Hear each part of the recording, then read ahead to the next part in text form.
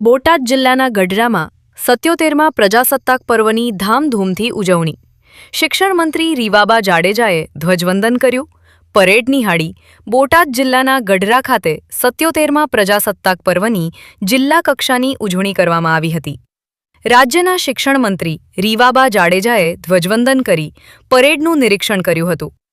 ધ્વજવંદન બાદ મંત્રી રીવાબા જાડેજાએ પોલીસ પરેડનું નિરીક્ષણ કર્યું હતું. આ પ્રસંગે શિસ્તબદ્ધ રીતે કદમતાલ મિલાવી રહેલા પોલીસ જવાનોએ ઉપસ્થિતમાં સૌનું ધ્યાન ખેંચ્યું હતું. ઉજવણી કાર્યક્રમમાં શાળાના વિદ્યાર્થીઓએ દેશભક્તિથી ભરપૂર સાંસ્કૃતિક કાર્યક્રમો રજૂ કર્યા હતા, જેને ઉપસ્થિત નાગરિકોએ ઉત્સાહભેર વધાવ્યા હતા.